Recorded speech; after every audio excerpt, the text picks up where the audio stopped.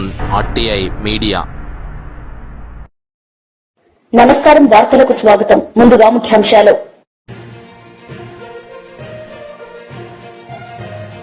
మాజీ మంత్రి Botsa Satyanarayana press meet, TDP నేతలపై ఫైర్.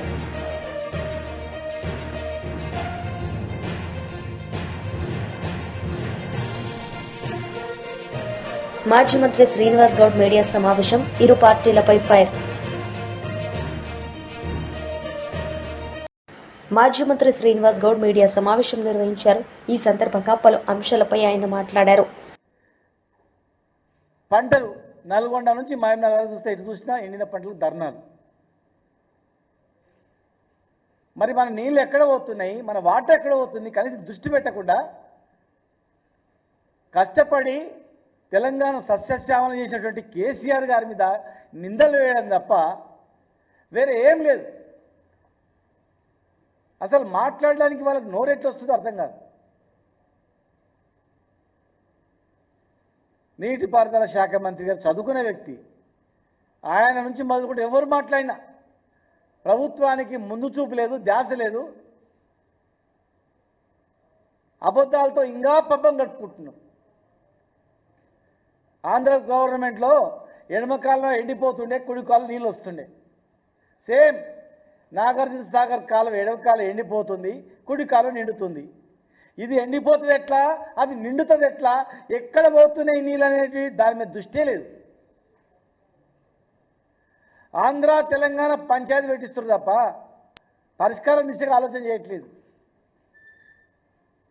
తుంగభద్ర నుంచేమో పైన కర్ణాటక దోసుకుపోతుంది. చెక్ డ్యామ్ల మీద మంత్రాలయం దగ్గర, అదేవిధంగా రాయచూరు దగ్గర చెక్ డ్యామ్ల పేరు మీద లిఫ్ట్ చేసుకుంటూ నీళ్ళు తీసుకుపోతుంది. కృష్ణా పైన, తుంగభద్ర పైన. ఇటు ఆంధ్రప్రదేశ్లో శ్రీశైలం పైన మొత్తం కూడా కాలువలు దొక్కుంటా నీళ్ళు తీసుకుపోతున్నారు. అక్రమంగా నీళ్ళు తీసుకుపోతే అడ్డుకుంటలేరు, కనీసం మాట్లాడతలేరు, ప్రశ్నిస్తలేరు. పైగా ఏం మాట్లాడుతున్నారంటే మేమేదో గొప్ప చేసినాం,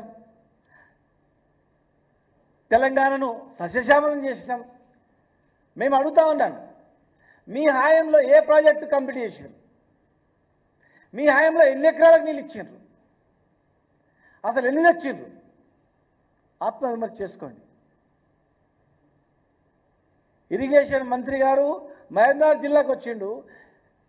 వట్టెం రిజర్వాయర్ లిఫ్ట్ ఇరిగేషన్ ద్వారా అక్కడ మోటార్లు మునిగిపోయినాయి.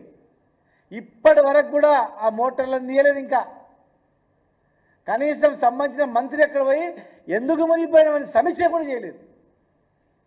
ఇంకా దౌర్భాగ్యం ఏంటంటే ఎన్నో కష్టాలు పడి పెండింగ్ ప్రాజెక్టులు, రన్నింగ్ ప్రాజెక్టులు చేసినటువంటి కేసీఆర్ గారు ఇది కాదు, పాలమూరు రంగారెడ్డి జిల్లా ప్రాజెక్టు ద్వారానే నల్గొండ, మహబూబ్నగర్, రంగారెడ్డి జిల్లా బాగుపడతాయని చెప్పి మోటార్లు ట్రయల్ రన్ చేసిన తర్వాత వీళ్ళ పరిస్థితి ఏంటంటే ఒక్కసారి కూడా మోటార్ ఆన్ చేయలేదు వాళ్ళు. ఎందుకంటే కేసీఆర్ గారి పేరు వస్తుంది. 90% పనులు కంప్లీట్ అయినాయి, 5 రిజర్వాయర్లు కంప్లీట్ అయినాయి, లక్ష్మీదేవిపల్లి తప్ప మిగతా అన్నీ కంప్లీట్ అయినాయి. కనీసం నీళ్లు నింపితే భూగర్భ జలాలను పైకి వస్తామనే ధ్యాస కూడా లేదు. పెట్టిన మోటార్లు ఒత్తలేదు, నీళ్ళతో నింపలేదు. ఇలా పరిస్థితి ఏమైపోయిందంటే బాధ అనిపిస్తుంది. కరెంటు బిల్లు కట్టాలని చెప్పి నోటీస్ వచ్చింది. ఈ 14 నెలలు కరెంటు బిల్లు కట్టినందుకు వాళ్ళు కరెంటు కనెక్షన్ ఇస్తలేరు. కరెంటు కనెక్షన్ ఇస్తలేనందుకు మోటార్ ఆన్ చేస్తలేరు అని చెప్తున్నారు. ఇదే పరిస్థితి. మేము కట్టిన ప్రాజెక్టులకు నువ్వు కనీసము బిల్లు కట్టకుండా మోటార్ రన్ చేస్తలేవంటే దాన్ని సమీక్షిస్తలేరు. పాలమూరు రంగారెడ్డి జిల్లా DPRలు వాపసు వచ్చినాయి. కన్న కష్టాలు పడి కేసీఆర్ గారు టీంను పంపించి పర్యావరణ అనుమతులు తుది దశకు వచ్చిన సందర్భంలో మంత్రిత్వ శాఖ మళ్ళా ఎవరి ప్రోద్బలం వల్ల ఈ 14 నెలల్లో వాపసు వచ్చింది? మా ఆయంలో అప్రూవ్ అవుతుంది ఎట్లా? నామమాత్రంగా మినిస్టర్ దగ్గరకు అప్రూవ్ అయ్యేది, వాపసు వచ్చింది ఎట్లా? దాని మీద దృష్టి పెట్టారా? ఇలా కేంద్రంలో ఎవరు నడుస్తుంది, ఎవరు అడ్డని చెప్పిర్రు? మీరు ఏనాడైనా ప్రధానమంత్రిని కలిసిండ్రా, మంత్రిని కలిసిండ్రా? కనీసం వాపసు వచ్చిన తర్వాత ఈ డిపిఆర్లు రీసబ్మిట్ చేసిండ్రా? మళ్ళీ మొదటికి వచ్చింది. కష్టాలు పడి ఫైనల్కి వచ్చిన పని మళ్ళీ డిపిఆర్లు సబ్మిట్ చేసే వరకు వచ్చింది. మా హాయంలో 10 లక్షల ఎకరాలకు TDP leader Marreddy Srinivasa Reddy media సమావేశం నిర్వహించారు. ఈ సందర్భంగా పలు అంశాలపై ఆయన మాట్లాడారు. రైతు గెలిస్తేనే ఈ సమాజం అభివృద్ధి ఉంటది అనేటువంటి ఆలోచనతో ఉన్నటువంటి చంద్రబాబు నాయుడు గారు అధికారంలోకి వచ్చినటువంటి 8 మాసాల్లో తీసుకున్నటువంటి చర్యలు అందరికీ స్పష్టంగా కనపడతా ఉన్నాయి. ఈయన ఇప్పుడే కొత్తగా బజార్కు వచ్చినట్టు, ఈ కష్టాలు చూసి చెల్లించిపోయినట్టు, గతంలో తను ముఖ్యమంత్రిగా ఉన్నటువంటి కాలంలో రైతులు పడినటువంటి కష్టాలు రైతులందరూ మర్చిపోవాలన్నట్టు ఒక భ్రమణ కల్పించేటువంటి ఆలోచన చేస్తా ఉన్నాడు. గత 5 సంవత్సరాలు 2019 నుండి 2024 వరకు గౌరవ జగన్మోహన్ రెడ్డి గారు మీరు ముఖ్యమంత్రిగా ఉన్నప్పుడు వ్యవసాయం పట్ల, రైతుల పట్ల మీ ప్రభుత్వం మీరు వ్యవహరించిన తీరు ఒక్కసారి మననం చేసుకోండి, ఒక్కసారి గుర్తు తెచ్చుకోండి. ఈ రాష్ట్రంలో వ్యవసాయ రంగాన్ని ఏ విధంగా దివాళా తీయించేటువంటి కార్యక్రమాలు చేసుకున్నాం, ఆనాటికి అమల్లో ఉన్నటువంటి పథకాలను ఏ విధంగా అటకెక్కించావు, ఆర్బీకే కేంద్రాలు అనేటువంటి రైతు భక్షక కేంద్రాలను సృష్టించి గ్రామ సీమల్లో రక్తాన్ని చెమటగా మార్చి పంట పండించినటువంటి రైతాంగాన్ని దోచుకోవడానికి నీ దోపిడీ ముఠాలని ఆయా ప్రాంతాల్లో నియమించుకొని నీ తాడేపల్లి రాజప్రసాదానికి కమిషన్లు చేరే విధంగా ఏ విధమైనటువంటి విధానాలు నీ ప్రభుత్వంలో అమలు జరిగినాయి ఒక్కసారి గుర్తు చేసుకోమని చెప్పి అడుగుతా ఉన్నా. తమరి ప్రభుత్వ హయాంలో ధాన్యం కొనుగోలు చేసినటువంటి రైతుల పరిస్థితి ఏమిటి? ఓపెన్ మార్కెట్ను కూడా క్లోజ్ చేయించి ఎక్కడా కూడా రైతులు ఒక కాంపిటేటివ్ ధరకి అమ్ముకునేదానికి అవకాశం లేకుండా తప్పనిసరి పరిస్థితుల్లో రైతు భరోసా కేంద్రాల ద్వారా రికమెండ్ చేసి పంపించినటువంటి ధాన్యాన్ని నీ సివిల్ సప్లైస్ ఎఫ్సిఐకి ఇచ్చేటువంటి డబ్బుల ద్వారా కొనుగోలు చేయించినటువంటి ధాన్యాన్ని రైతాంగానికి ఏ విధంగా కేంద్ర మంత్రి కిషన్ రెడ్డి మీడియా సమావేశం నిర్వహించారు. ఈ సందర్భంగా ఆయన మాట్లాడారు. నేనేం తక్కువ తిన్నానని ఈయన కూడా వాళ్ళలాగానే ఎగిరెగిరి మాట్లాడతారు. వీళ్ళ మాటలు కోటలు దాటాయి, కానీ పనులు మాత్రము ప్రజల మధ్యలో రాలేదు. ఆ రోజు నిరుద్యోగులకు నిరుద్యోగ భృతి ఇస్తానని చెప్పి కేసీఆర్ కూడా హామీ ఇచ్చాడు. 10 సంవత్సరాలు ఆయన హామీ ఇవాళ అమలు చేయలేదు. ఈరోజు రేవంత్ రెడ్డి వచ్చాడు, ఈయన కూడా 4,000 రూపాయలు ప్రతి నిరుద్యోగికి నిరుద్యోగ భృతి ఇస్తానని చెప్పాడు. కానీ అమలు చేయలేదు. ఎప్పుడు చేస్తాడు కూడా చెప్పలేదు. 24 డిసెంబర్ లోపల, అంటే 2024 డిసెంబర్ లోపల ఉద్యోగాలన్నిటిని కూడా 2 లక్షల ఉద్యోగాలు భర్తీ చేస్తానని చెప్పాడు. షెడ్యూల్ ఇచ్చాడు, ఏ నెలలో ఏ ఉద్యోగాలు భర్తీ చేస్తానో పేపర్ ప్రకటన ద్వారా, జాబ్ క్యాలెండర్ విడుదల ద్వారా కాంగ్రెస్ పార్టీ ఎన్నికలకు ముందు హామీ ఇచ్చింది, జాబ్ క్యాలెండర్ ప్రకటించింది. 12 నెలలు అయిపోయినాయి, 2024 వెళ్ళిపోయింది, 25 మరి ఈరోజు మనము ఫిబ్రవరిలో ఉన్నాము. కానీ ఉద్యోగాల భర్తీ ఊసే లేదు.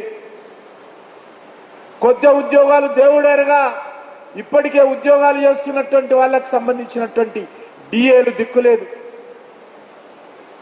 కరువు బచ్చం దిక్కులేదు. ఎవరైనా ఉద్యోగి రిటైర్మెంట్ అయిపోతే రిటైర్మెంట్ బెనిఫిట్స్ కూడా ఇవ్వలేనటువంటి అసమర్థత ప్రభుత్వము ఈ రేవంత్ రెడ్డి ప్రభుత్వము, కాంగ్రెస్ పార్టీ ప్రభుత్వం. అనేక సంవత్సరాలు ప్రభుత్వానికి ప్రజలకు సేవ చేసినటువంటి ఉద్యోగస్తులకు రిటైర్మెంట్ రోజున బెనిఫిట్స్ ఇవ్వాల్సినటువంటి బాధ్యత ఉన్నది. కానీ రేవంత్ రెడ్డి ప్రభుత్వము అసమర్థత కారణంగా ఈ రాష్ట్రము కాంగ్రెస్ పార్టీ టిఆర్ఎస్ పార్టీ యొక్క మరి అవినీతి కారణంగా ఈ అప్పుల పాలైపోయి ఆర్థికంగా దివాలా తీసే పరిస్థితి వచ్చింది. ఈరోజు గ్రామాలలో రోడ్ల రిపేరింగ్ లేదు, గ్రామాలలో కొత్త స్కూల్ భవనాల నిర్మాణం లేదు, గ్రామాలలో రైతులకు సహకారం అందడం లేదు. రైతులకు ఇస్తారన్నటువంటి ఎకరానికి 15,000 ఎక్కడ పోయినాయో తెలియదు.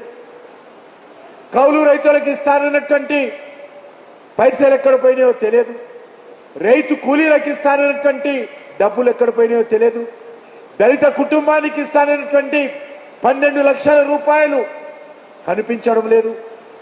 ఏ ఒక్క కుటుంబానికి కూడా కాంగ్రెస్ పార్టీ వచ్చిన తర్వాత ప్రతి దళిత కుటుంబానికి 12 లక్షలని చెప్పారు.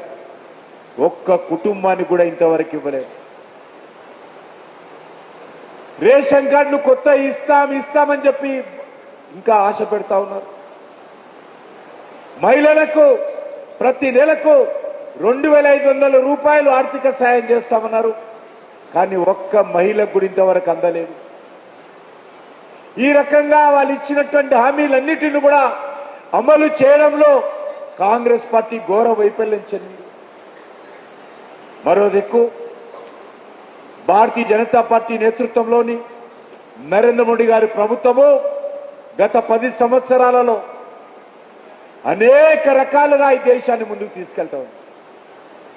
అంతకుముందు 10 సంవత్సరాలు పరిపాలించినటువంటి సోనియా గాంధీ నేతృత్వంలో మన్మోహన్ సింగ్ ప్రభుత్వము 12 లక్షల కోట్ల కుంభకోణాలు చేసింది. అది 2G స్పెక్ట్రమ్ కుంభకోణం కానీ, అది బొగ్గు కుంభకోణం కానీ, కామన్వెల్త్ గేమ్ కుంభకోణం కానీ, ఆ రకంగా 12 లక్షల కోట్లు దోపిడీ చేయడం జరిగింది. 10 సంవత్సరాలు మన్మోహన్ సింగ్ గారు ప్రధానమంత్రిగా ఉన్న సమయంలోనే చెప్తా ఉన్నారు. మన్మోహన్ సింగ్ తర్వాత భారతీయ జనతా పార్టీ నేతృత్వంలో మోడీ ప్రభుత్వం వచ్చింది. ఈరోజు భారతీయ జనతా పార్టీ కార్యకర్తగా మేము ఈరోజు గుండెల మీద చేయి పెట్టుకొని చెప్తా ఉన్నాము, మోడీ గారు ప్రధానమంత్రి అయినటువంటి 10 సంవత్సరాలలో ఒక్క రూపాయి అవినీతి లేకుండా. మాజీ మంత్రి బొత్స సత్యనారాయణ మీడియా సమావేశం నిర్వహించారు. ఈ సందర్భంగా పలు అంశాలపై వారు మాట్లాడారు. అంతేగాని రోజు వాళ్ళ మీద వీళ్ళ మీద బురదల్లి ఆ కంపుతో నుంచి రాష్ట్ర పరిపాలన చేద్దాం అనుకోవడం మాత్రం సమంజసం కాదు. ఎవరి మీద ఆపాదిస్తున్నప్పుడు టైం బాండ్ మీద ఆపాదించిన వ్యక్తిత్వాలకు ఏమన్నా కూడా ప్రభుత్వం ఇవ్వాలి. అంతే బురద తెలిసాం కదా అలా తుడుచుకుంటారంటే కాదు. ప్రభుత్వం తనకు బాధ్యత, ఆ బాధ్యతను నిర్వర్తించాలి.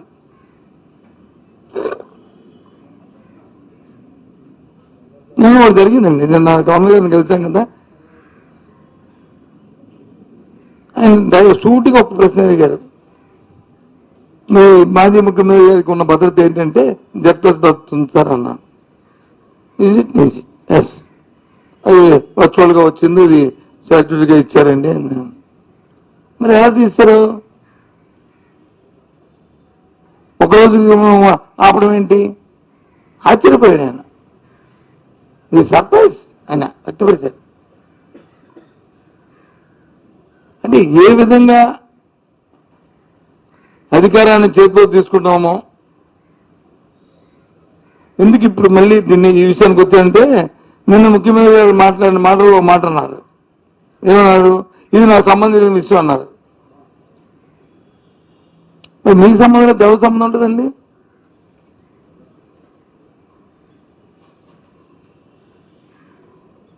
జరుగుతున్న పరిణామాల్లో మరి దాన్ని రివ్యూ చేసుకుని చెప్పి చేసేది ప్రభుత్వం తరపున, ప్రభుత్వ అధినేతగా కాకపోతే ప్రభుత్వాన్ని కాకపోతే ఎవరికి ఉంటుంది? ఎవరు బాధ్యులు? అది నాకు సంబంధించిన విషయం. అంత సింపుల్ గా నాకు అర్థమవుతుంది అసలు. ఏం జరిగిందో తెలుసుకుంటున్నాను వేరు, నా సంబంధం అన్న విషయం వేరు. మరి నా సంబంధం విషయం అన్నప్పుడు ఇల్లీగల్ యాక్టివిటీ అనే మాట ఎలాగ వచ్చింది?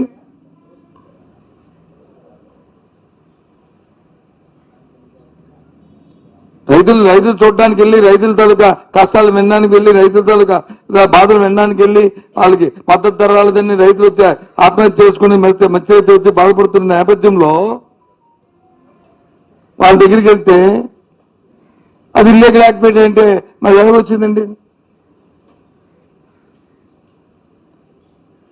మ్యూజికల్ నైట్ వచ్చి అది ఇల్లీగల్ కాదు, ఇది ప్రాపర్ ఆథరైజ్ యాక్టివిటీ అని మొత్తం యంత్రాంగం అంతా అక్కడ కేంద్రీకృతం అయితే అది ఎంత ఎలాగైందండి కాదా? సో దయచేసి మీ ప్రభుత్వాల్లో మీ ప్రయారిటీలు, మీ విధానాలు మీకు ఉంటాయి, మేము కాదనం. మీ ప్రయారిటీలు మీవి, మీ విధానాలు మీవి. అయితే మీ ప్రయారిటీలో రైతులు లేరనేది మేము గుర్తించాం. అది ఇప్పుడు నువ్వు షేర్ చెప్పబోయే విషయాన్ని కాబట్టి అందుకు మేము ముందుకు వచ్చాం. ఆ ప్రయారిటీలో రైతులు లేరా? రైతు సమస్యలు లేవా? వార్తలు ముగించే ముందు ముఖ్యాంశాలు మరోసారి. మాజీ మంత్రి Botsa Satyanarayana press meet, TDP నేతలపై ఫైర్.